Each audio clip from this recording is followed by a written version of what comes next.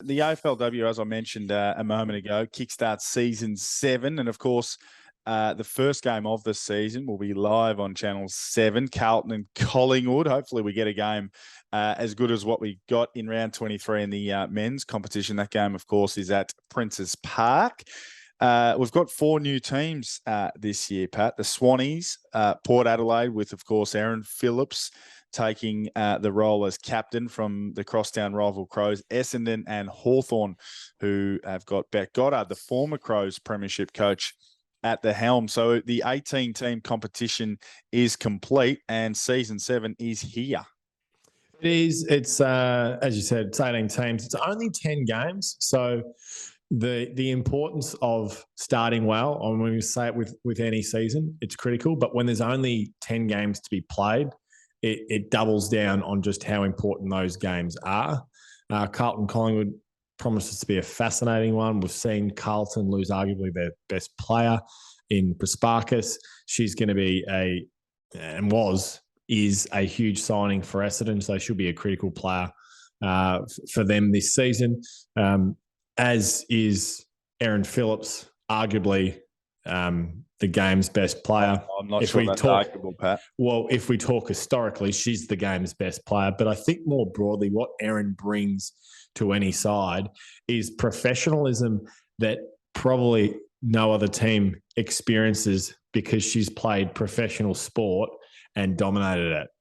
So I think that's the thing that's potentially not necessarily understood, that when these girls have all been brought together, and it's still very much in its infancy, and as a player, you're still very much, you're learning from those that came before you. And those that first started AFLW, I'm not sure, and it's simply the makeup of the competition, but it wasn't the same level as what professional sport is, because it's full time. Yep. But what Phillips brought to Adelaide was an attention to detail that I don't think any other teams had, and they've had success on the back of that. So it's a phenomenal signing for Port, because you get that straight away.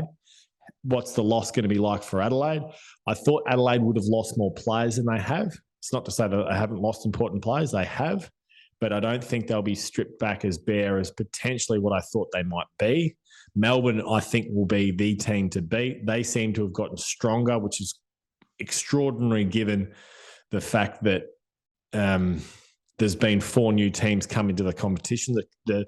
The quality dilution of players was and is a really big talking point around this, but it's almost been like the Melbourne players have gotten together, and whether this is Daisy Pearce bringing the troops in and saying, we've got one more crack at this, to take a little bit less, to stay on board, to trust the process, and we'll get there.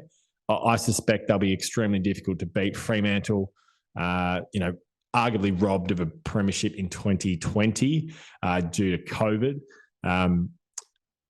It promises to be a fascinating season. Can't wait for it. And it all kicks off Thursday night. Indeed. Look at you go. And also, before we move on to other sports, any AFLW superstars, preferably superstars, out there that are listening, we're on the hunt for some AFLW content. So, so I'll be hosting a weekly AFLW podcast. You'll turn up for a second podcast, will you? I will. But we are looking, if you're interested, come and join me. Yes.